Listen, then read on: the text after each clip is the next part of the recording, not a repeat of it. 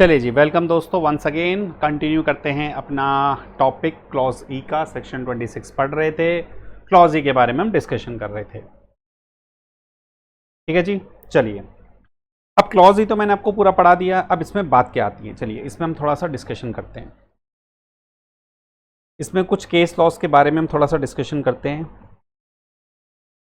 बहुत सारे case laws तो हैं, लेकिन मैं आपको जो रेलिवेंट हैं थोड़े से, और जो शायद आपके इस नए सेक्शन से कोरिलेट हो पाए, मैं उन्हीं के बारे में बात करूंगा। जो पूरी तरह से पुराने केस लॉस हैं मैं उनके बारे में ज़्यादा डिस्कशन नहीं करूंगा। ठीक है जी, चलिए। अच्छा, एक ना छोटा सा डिस्कशन है, हालांकि इसके पीछे भी केस लॉ है, लेकिन अब उसको छोड़ दो, उसका डिस्कशन नहीं करेंगे। मान लीजिए मिस्टर ए हैं, इनको एक इंपोर्ट लाइसेंस मिलता है। इस इंपोर्ट लाइसेंस की मान लीजिए फेस वैल्यू है 10 लाख रुपए। इस इंपोर्ट लाइसेंस की फेस वैल्यू है 10 लाख रुपए। ठीक है,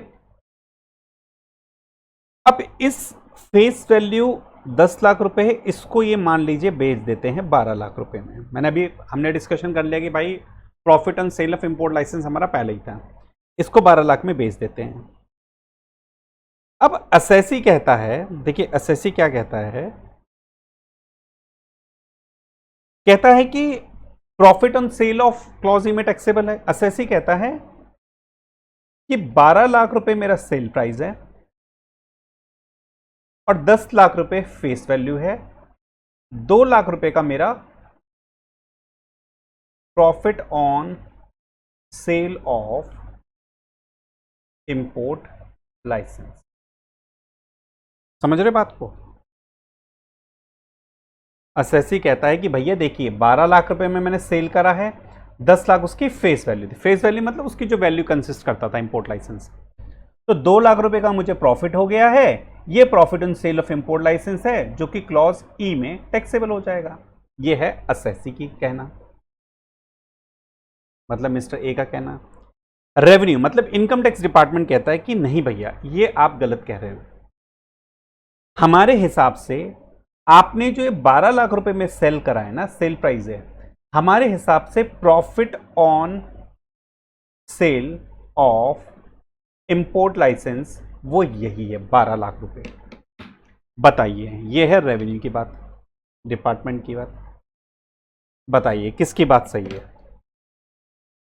असेसी कहता है कि साहब 12 लाख रुपए मैंने बेच दिया, 10 लाख रुपए फेस वैल्यू थी, 2 लाख रुपए मुझे प्रॉफिट हो गया। ये है मुझे profit on sale of import licence. Revenue कहता है कि भैया आप मुझे एक बात बताइए, आपको इंपोर्ट लाइसेंस की कॉस्ट क्या पड़ी थी?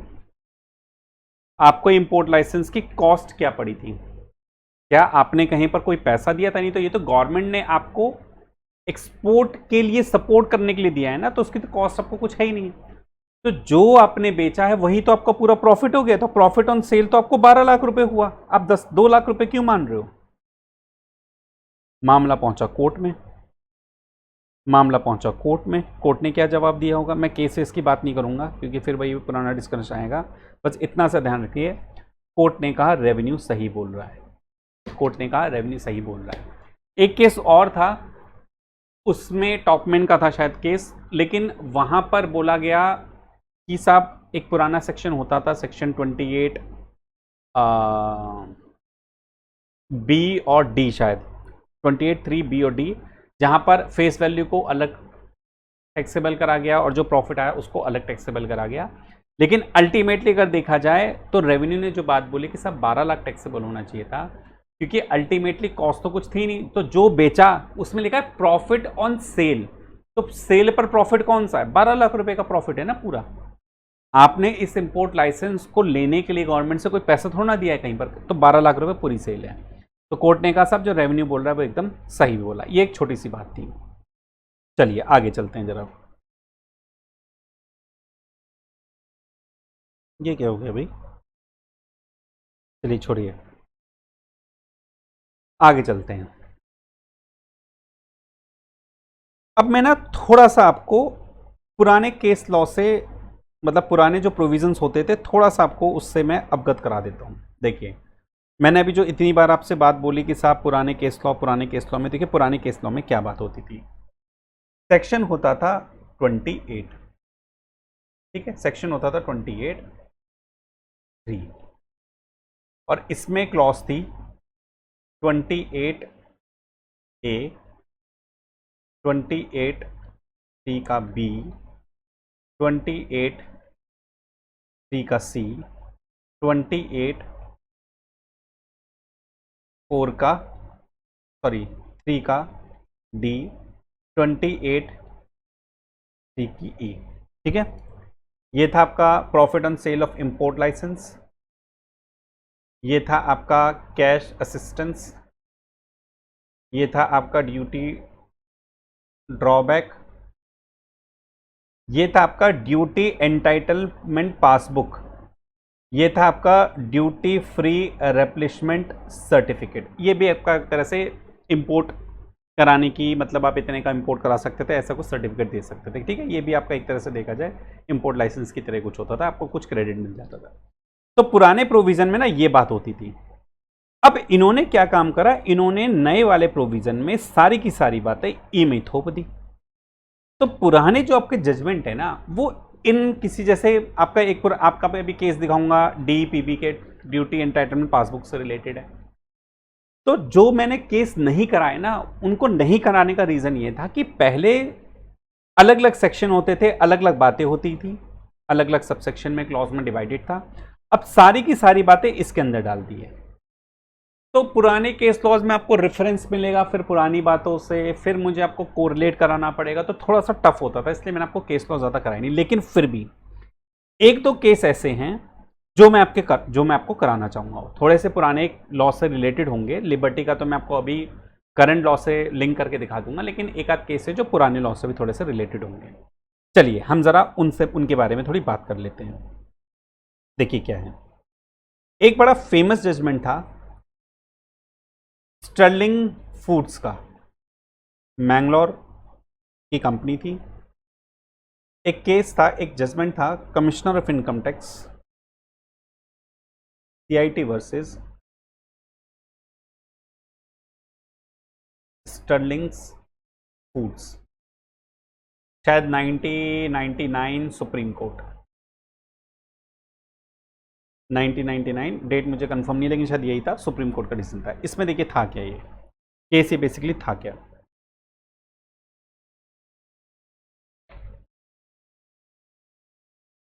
केस कुछ इस तरह से था, Stirling food basically sea food का बिजनेस करता था। Stirling food basically sea food का बिजनेस करता था। ये सी फूड को एक्सपोर्ट करता था, ठीक है। स्टर्लिंग फूड 1999 का केस है, मतलब जो भी जजमेंट आया वो सुप्रीम कोर्ट का डिसीजन है। ये इसका काम क्या था कि सी फूड का बिजनेस करता था और सी फूड को एक्सपोर्ट करता था, एक्सपोर्ट एक्टिविटी थी इसकी ये।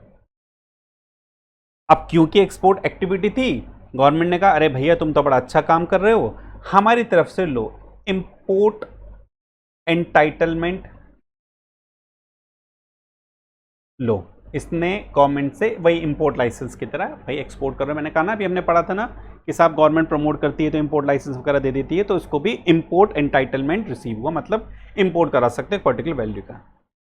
अब ये सी फूड का बिजनेस करता था, इसका तो काम था भैया समंदर से मछली और जो भी सी फूड पकड़ना और एक्सपोर्ट कर देना। इसके पास कुछ ऐसा इनपुट वगैरह नहीं था जो बाहर से मंगाता हो, तो इसने क्या काम करा, इस इंपोर्ट लाइसेंस को उठाकर सेल कर दिया। इस इंपोर्ट लाइसेंस को उठाकर इसने सेल कर दिया, क्योंकि कह रहा मेरे पास तो यार बेकार ही पड़ा रहेगा। इसने उठाकर इसको सेल कर दिया, सोल्ड कर दिया, और इससे इसको हुआ प्रॉफिट अर्न। ठीक बात है, हमने पढ़ा, ये कोई दिक्कत नहीं है। इसने इसको उठा के सेल कर दिया और इससे इसको कुछ प्रॉफिट हुआ। अभी तक केस में कोई दिक्कत नहीं है। अब इस केस के आगे थोड़ी सी बात आपको समझनी ये पड़ेगी। इनकम टैक्स एक्ट 1961 में एक सेक्शन होता था, section 80HH। Income tax act में पुराने लॉ में एक सेक्शन होता था, सेक्शन 80HH। ये सेक्शन कहता था कि अगर आप बैकवर्ड एरिया में इंडस्ट्री वगैरह लगाते हो, बैकवर्ड एरिया में कुछ एलिजिबल बिजनेस लगाते हो, इंडस्ट्रियल अंडरटेकिंग लगाते हो, तो आपको 20% की डिडक्शन मिलेगी, प्रॉफिट से 20% की डिडक्शन मिलेगी। ऐसा एक सेक्शन हुआ करता था। अब इस सेक्शन के बारे में दिमाग लगाने की कोई जरूरत नहीं है, क्योंकि ये सेक्शन इनकम टैक्स एक्ट 2025 में ओमिटेड कर दिया गया, ओमिटेड है, ठीक है। अभी सेक्शन नहीं रहा, इसका स्वर्गवास हो गया। 1961 में पुराने लॉ में एक सेक्शन हुआ था करता था, सेक्शन 80H, ये कहता था कि अगर आप बैकवर्ड एरिया में अपनी इंडस्ट्री वगैरह कोई लगाते हो तो वहां पर आपको 20% प्रॉफिट में डिडक्शन मिल जाएगा, ठीक है। अब इन एसएससी का कहना यह हुआ,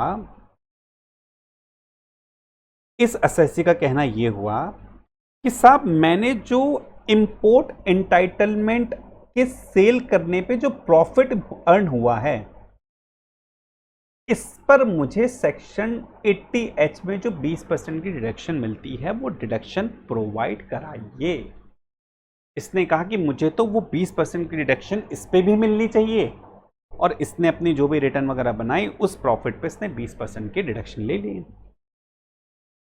रेवेन्यू ने बात बोली, डिपार्टमेंट ने बात बोली कि भाई देखिए 80H की डिडक्शन मिलती थी इंडस्ट्री लगाने के लिए बैकवर्ड एरिया में, क्या इंपोर्ट लाइसेंस का सेल करना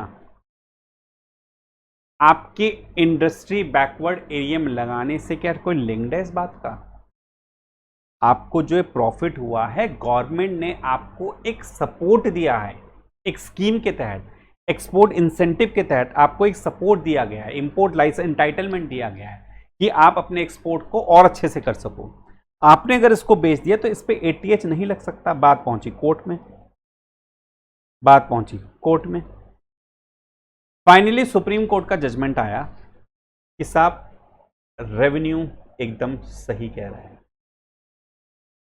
इस प्रॉफिट होने पर, इंपोर्ट लाइसेंस के सेल होने पर जो प्रॉफिट हुआ है और एसएससी के बिजनेस का मतलब एसएससी का जो बिजनेस है, एसएससी के बिजनेस पे होने वाला प्रॉफिट और इस इंपोर्ट एंटाइटलमेंट के सेल करने पे होने वाला प्रॉफिट का आपस में कोई डायरेक्टली कनेक्शन नहीं है, कोई आपस में डायरेक्टली कनेक्शन नहीं है। 80H की डिडक्शन मिलती है अगर आप बैकवर्ड एरिया में इंडस्ट्री लगा रहे हो, लेकिन ये तो प्रॉफिट इंडस्ट्री का नहीं है, ये तो आपको जो एक्सपोर्ट इंसेंटिव दिया है उसको आपको बेनिफिट मिला है। इसलिए कोर्ट ने रेवेन्यू को ठीक बनाया और 80H की डिडक्शन इस प्रॉफिट पे अवेलेबल नहीं हुई, ठीक है। 80H की डिडक्शन इस प्रॉफिट पे अवेलेबल नहीं हुई। अब प्रॉब्लम ये आती है, क्या ये सेक्शन, क्या ये लॉ हमारे लिए रेलिवेंट है? Answer is no. लेकिन देखिए, अगर अभी मैं एक केस और लिबर्टी का कराऊंगा, वो भी कुछ इस तरह से लिंक्ड है, वो आप शायद अब थोड़ा सा लिंक कर पाओगे, लेकिन इसको तो मैं, क्योंकि 80H का रेफरेंस है सेक्शन में, अभी हमारे पास ऐसा सेक्शन कोई है नहीं, तो मैं तो नहीं कहूंगा कि इसको आप इतना दिमाग में रखो, इसको भी छोड़ दो फिलहाल के लिए। हम एक केस और करते हैं लिबर्टी का, एक केस और है लिबर्टी इंडिया का, ये भी एक इंपॉर्टेंट केस है, लिबर्टी इंडिया वर्सेस सीआईटी। ये है केस 2009 सुप्रीम कोर्ट केस है, liberty India versus CIT 2009 supreme court. ये महाशय मैन्युफैक्चरिंग करते थे एक प्रोडक्ट की, ठीक है। मैन्युफैक्चरिंग करने के बाद इस प्रोडक्ट को एक्सपोर्ट करते थे। यहां पर भी वही चीज सेम हुई, एक्सपोर्ट करते थे, इन्हें मिला एक्सपोर्ट इंसेंटिव, और इन्हें, आपको अभी मैंने बताया था कि साहब जो पुराने सेक्शंस में पुरानी जो बात होती थी, अभी मैंने कुछ 28 का रेफरेंस लिया था यहां पर, शायद मैंने डिलीट कर दिया, आई गेस शायद मैंने डिलीट कर दिया, हाँ मैंने शायद डिलीट कर दिया। अभी मैंने जो आपको रेफरेंस बताया था ना, पुराने सेक्शन में section 28 3A 3B 3C 3D 3E ऐसे कुछ रेफरेंस बताया था ना, वहाँ पे मैंने आपको दो वर्ड बताए थे इंपोर्ट एक्सपोर्ट इंसेंटिव के। आपको एक मिलता है ड्यूटी एंटाइटलमेंट पासबुक और एक था ड्यूटी ड्रॉबैक। अब देखिए ये तो अब होता नहीं है नए वाले एक्ट में, लेकिन पुराने एक्ट की हम थोड़ी अभी यहाँ पे रेफरेंस लेके बात करेंगे। तो जो लिबर्टी इंडिया था इसने मैन्युफैक्चरिंग करी, मैन्युफैक्चरिंग करने के बाद गुड्स को एक्सपोर्ट करा, गुड्स को एक्सपोर्ट करता था, गवर्नमेंट ने इन्हें एक्सपोर्ट इंसेंटिव दिया। एक्सपोर्ट इंसेंटिव में इन्हें ड्यूटी ड्रॉबैक का ऑप्शन दिया गया कि भैया आपने जो भी ड्यूटी दी है उसको ड्रॉबैक कर लो, और आपको एक ड्यूटी एंटाइटलमेंट पासबुक मिलता है। जैसा इंपोर्ट कस्टम ड्यूटी आपको कहीं पे ना करनी पड़े तो इंपोर्ट आप करा सकते हो इस लिमिट तक, जो भी आपको सर्टिफिकेट वगैरह पासबुक वगैरह दे देते हैं कि भैया देखिए मैं बहुत डिटेल में नहीं जा रहा डीएपी वगैरह क्या होती है, क्योंकि अब ये इसकी रेलेवेंस नहीं रही। ठीक है, बस इतना समझ लो, इंपोर्ट लाइसेंस की तरह ये भी हो गया कि भैया आपको कुछ जो है बेनिफिट मिल जाएगा इंपोर्ट ड्यूटी में।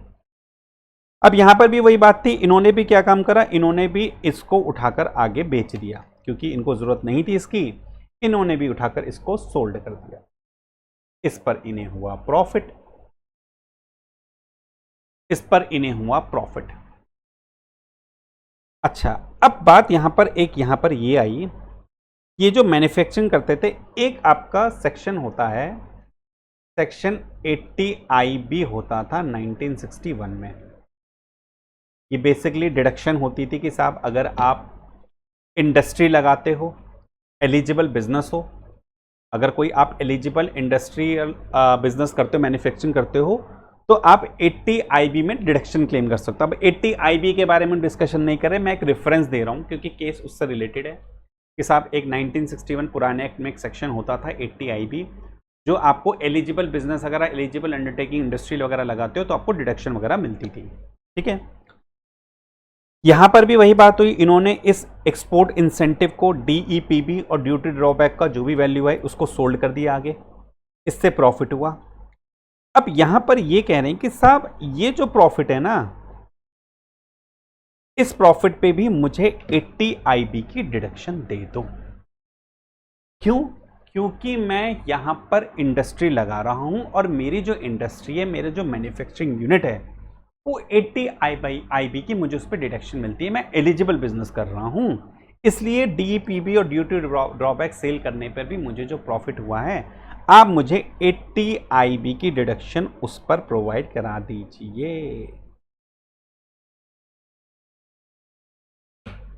इस पर क्या रेवेन्यू ने बोला होगा, जो अभी हमने स्टर्लिंग के केस में बात पढ़ी, क्या सेम बात है? जी हाँ, बिल्कुल सेम बात है। रेवेन्यू ने भी ये बात बोली होगी कि साहब आप DEPB या ड्यूटी ड्रॉबैक को जो सेल कर रहे हैं उससे होने वाले प्रॉफिट का और 80IB से क्या लेना देना है। 80IB आपको मिलता है एलिजिबल अंडरटेकिंग के लिए, एलिजिबल बिजनेस के लिए। यहाँ पे तो प्रॉफिट हो रहा है आपको सेल करने पे। एसएससी ने कहा कि साहब ये जो प्रॉफिट हो रहा है तो इसलिए हो रहा है क्योंकि मैं एक्सपोर्ट का बिजनेस यहाँ पे मैन्युफैक्चरिंग यूनिट लगाई है, अगर वो ना लगाता तो मुझे मिलता ही नहीं।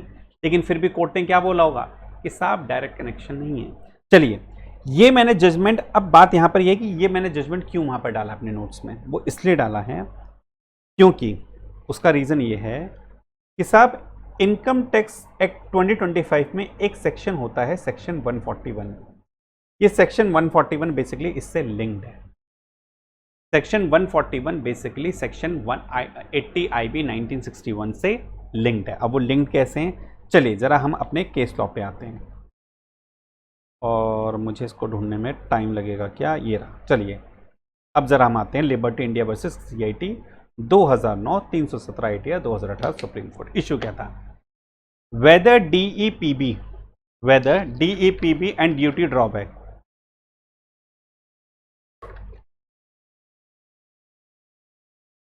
DEPB and duty drawback qualifies as profit derived from an eligible industrial undertaking for deduction under the old section 80IB। Judgement क्या आया था, सुप्रीम कोर्ट ने कहा कि derived from requires a direct first degree, direct या first degree nexus मतलब control with the industrial undertaking. DEPB and duty drawback arise from the export incentive scheme rather than directly from the industrial undertaking। इसलिए assessee की appeal को reject कर दिया गया, क्योंकि भैया आपके इस प्रॉफिट में और इंडस्ट्रियल अंडरटेकिंग में कोई डायरेक्ट कनेक्शन नहीं है। ड्यूटी ड्रॉबैक और डीपीबी से होने वाला प्रॉफिट एक एक्सपोर्ट इंसेंटिव है, जिसका ट्रीटमेंट अलग तरीके से होना चाहिए। नीचे के इंपॉर्टेंट नोट है वो क्या है कि section 226(2)(e deals with the taxability inclusion of export incentive as business income, whereas Liberty India dealt with their eligibility for deduction under section 80 IB.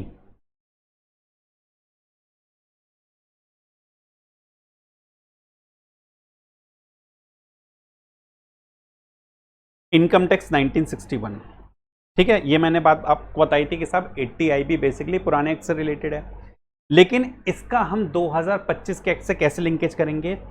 Section 141 of income tax act 2025 preserves the old section 80 IB regime for eligible SSC. Basically section देखिए, बहुत detail में नहीं जाऊंगा, छोटा सा idea दे देता हूं। Section 141 कहता है, सेक्शन 141 का जो डिडक्शन उसी एसएससी को मिलेगी जो 80 IB में एलिजिबल था। अगर वो 80 IB में एलिजिबल है तो उसको 141 भी मिलेगा। तो यहां पे इसलिए लिखा है section 141 of income tax act preserves the old section 80 IB regime for eligible cases. इसका मतलब क्या ये हुआ कि लिबर्टी इंडिया का केस हालांकि पुराने लॉ से रिलेटेड है, पुराने सेक्शन 80 IB से रिलेटेड है, लेकिन क्या वो नए एक्ट में भी रेलिवेंट है? बिल्कुल, आपके नए एक्ट में भी वो रेलिवेंट है। ठीक है जी। तो ये जो दो केस थे, स्टर्लिंग का आपको मैंने एक आइडिया दे दिया है। रेलिवेंट इसलिए नहीं है क्योंकि वो पूरी तरह से सेक्शन 80HH पे डिपेंडेंट है और 80HH अब ओमिट हो चुका है। लिबर्टी का केस इसलिए रेलिवेंट है क्योंकि इसमें सेक्शन 80 IB है और सेक्शन 80 IB अभी भी प्रिजर्व है इन द फॉर्म सेक्शन 141, इसलिए लिबर्टी इंडिया का केस अभी भी आपके लिए इंपॉर्टेंट है। बाकी और भी केस थे, इसमें टॉपमैन का केस था, एक GSK का केस है, वो अब रेलिवेंट नहीं है, उसमें फिर सारे पुराने प्रोविजन की बात आएगी जो मैं डिस्कशन नहीं करना चाहता आप लोगों से। ठीक है, तो ये थी हमारा क्लॉज ई। मैंने आपसे कहा था पहले तो इसमें 3-3 घंटे जाते थे, इतना इसमें डिस्कशन होता था, इतनी सारी बातें होती थी, और भी इसमें बातें होती कि सब अक्रूवल। एक केस था, और सुनिए, एक केस ये था, चलिए आप ऐसे ही बताइएगा इसका आंसर क्या होना चाहिए। उस केस में हुआ क्या कि साहब ये जो इंपोर्ट लाइसेंस के सेल होने पे जो प्रॉफिट हुआ ना, असेसी ने अपनी उसको बुक्स में रिकॉर्ड कर लिया, record in books, accrual basis पे। ठीक है, अक्रूवल बेसिस पे इस एक्सपोर्ट इंसेंटिव को उसने अपनी बुक्स में रिकॉर्ड कर लिया अक्रूवल बेसिस पे कि भाई ये तो मुझे जो है प्रॉफिट होगा, तो उसने अपनी बुक्स में प्रॉफिट दिखाने के चक्कर में उसको अपनी बुक्स में रिकॉर्ड कर दिया। लेकिन एक्चुअल में पेमेंट उसको नहीं मिली थी, एक्चुअल पेमेंट उसको नेक्स्ट फाइनेंशियल ईयर में मिली थी। कुछ इस तरह का केस है। मैं मान के चलता हूँ, आपको एक एग्जांपल दे रहा हूँ कि मान लीजिए मैंने कोई अपना एक्सपोर्ट इंसेंटिव अपने 31 मार्च 2026 के बुक्स में रिकॉर्ड कर लिया और एक्चुअल में मुझे जो पेमेंट मिल रही है वो मुझे मिल रही है जून 2026 में। अब असेसी कहता है कि साहब ये तो मैंने अपनी बुक्स में सिर्फ रिकॉर्ड करा है, मैंने अपनी बुक्स में सिर्फ रिकॉर्ड करा है, एक्चुअल में मुझे भी प्रॉफिट कुछ भी नहीं हुआ है। मैंने तो अपनी बुक्स में रिकॉर्ड करा, एक्चुअल में प्रॉफिट कुछ नहीं हुआ है। तो इसलिए मैं इसको इस ईयर में टैक्सेबल कैसे कर दूं? इस ईयर में टैक्सेबल करूंगा। रेवेन्यू क्या बोलेगा? रेवेन्यू कहेगा अपनी बुक्स में रिकॉर्ड करा है, इसका मतलब आपने अपने बुक्स में प्रॉफिट दिखाया है, इसी ईयर में टैक्सेबल होना चाहिए। रेवेन्यू ने बात बोली, मामला पहुंचा कोर्ट में। कोर्ट ने किसके फेवर में डिसीजन दिया होगा? कोर्ट ने फेवर में डिसीजन दिया रेवेन्यू के। उन्होंने कहा कि भैया रेवेन्यू वाले बंदे एकदम सही बोल रहे हैं, अगर एसएससी ने कोई प्रॉफिट अपनी बुक्स में रिकॉर्ड कर लिया है तो जिस पीरियड में रिकॉर्ड करा है ये माना जाएगा ये प्रॉफिट उसी पीरियड में हो गया है, चाहे वो अक्रूवल बेसिस पे ही क्यों ना हो। आपने अपनी बुक्स में रिकॉर्ड कर लिया, इसका मतलब आप मान रहे हो प्रॉफिट आपको हुआ है, तो आपका इनकम में ऐड होगा। इस केस का नाम लिखने की कोई ज़रूरत नहीं है। इवन अब मुझे भी नहीं ध्यान कौन सा केस था ये, मुझे भी एक बार रेफर करना पड़ेगा, हालांकि GSK वगैरह को कुछ था, लेकिन अभी फिलहाल इसको छोड़ दो। एक छोटी सी बात थी, तो इस तरह से जितनी भी इंपॉर्टेंट बात इस सेक्शन से, इस क्लॉज से रिलेटेड हो सकती थी, मैंने आपको ऑलमोस्ट सब करा दी, कुछ भी नहीं छोड़ा क्लॉज ई से रिलेटेड। और शायद इतना डिटेल क्लॉज ई आप शायद नहीं पढ़ पाते जितना भी डिटेल में मैंने आपको बताया है। नेक्स्ट वीडियो में हम डिस्कशन करेंगे क्लॉज एफ। देखिए, मुझे पता है मैं एक एक क्लॉज ही डिस्कशन कर रहा हूँ क्योंकि मैं वीडियो लंबे नहीं करूँगा, लंबे वीडियो में मुझे लगता है थोड़ा बोरिंग हो जाता है। वीडियो को कोशिश करूँगा 20 से 25 मिनट का ही करने का, या मैक्स टू मैक्स 30 मिनट्स करने का, और एक एक क्लॉज आपसे बहुत डिटेल में डिस्कशन करूँगा ताकि आपको पूरी बैकग्राउंड की अंडरस्टैंडिंग बने। तब तक के लिए thank you so much and please like subscribe ताकि थोड़ा सा मुझे भी अच्छा लगे। तब कल थैंक यू, बाय बाय।